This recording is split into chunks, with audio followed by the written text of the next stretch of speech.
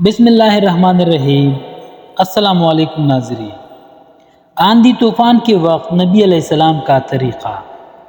حضرت عائشہ رضی اللہ عنہا فرماتی ہے کہ جب آندھی وغیرہ ہوتی تھی تو نبی علیہ السلام کے چہرے پر نور کا اثر ظاہر ہوتا تھا اور چہرے کا رنگ فقط ہو جاتا تھا، اور خوف کی وجہ سے کبھی اندر تشریف لے جاتے تھے، کبھی باہر تشریف لاتے تھے، اور یہ دعا پڑھتے تھے جس کا ترجمہ ہے: یا اللہ، اس ہوا کی بھلائی چاہتا ہوں، اور جو اس ہوا میں ہو بارش وغیرہ اس کی بھلائی چاہتا ہوں، اور جس غرض کے لیے یہ بھیجی گئی اس کی بھلائی چاہتا ہوں۔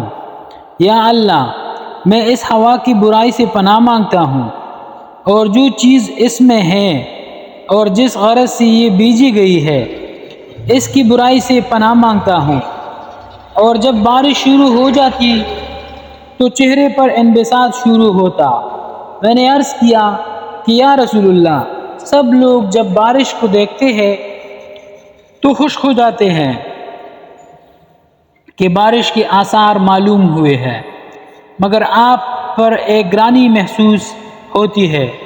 نبی علیہ السلام نے ارشاد فرمایا: عائشہ، مجھے اس کا کیا اطمینان ہے کہ اس میں عذاب نہ ہو۔ قومیات کو ہوا کے ساتھ ہی عذاب دیا گیا، اور وہ آبر کو دیکھ کر خوش ہوئے تھے کہ اس آبر میں ہمارے لیے پانی برسایا جائے گا، حالانکہ اس میں عذاب تھا۔ اللہ جل شانہ کا ارشاد ہے، جس کا ترجمہ ہے: ان لوگوں نے یعنی قوم عاد نے جب اس بادل کو اپنی وادیوں کے مقابل آتے دیکھا تو کہنے لگے، یہ بادل تو ہم پر بارش برسانے والا ہے۔ ارشاد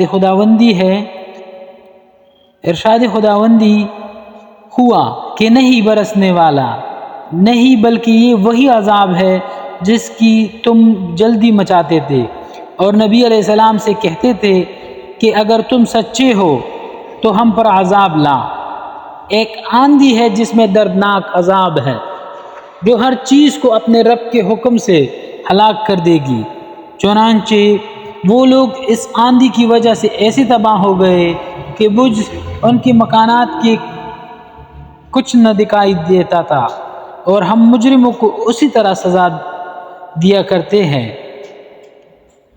یہ اللہ کے خوف کا حال اسی پاک ذات کا ہے جس کا سید الاولین والآخرین ہونا خود ہی اسی کے ارشاد سے معلوم ہے۔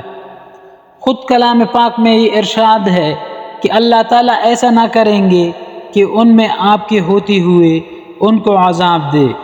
اس وعدہ خداوندی کے باوجود پھر نبی علیہ السلام کے خوف الہی کا یہ حال تھا کہ آبر اور آندھی کو دیکھ کر پہلی قوموں کے عذاب یاد آ جاتے تھے۔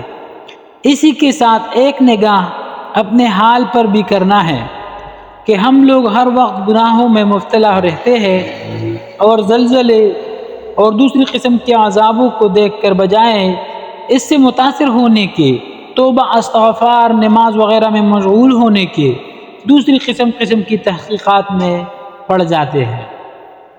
تو دوستو، جب عذاب آتے ہیں زلزلے وغیرہ تو ہمیں نماز کی طرف اور اللہ کو یاد کر لینا چاہیے، زیادہ سے زیادہ استغفار کر لینا چاہیے۔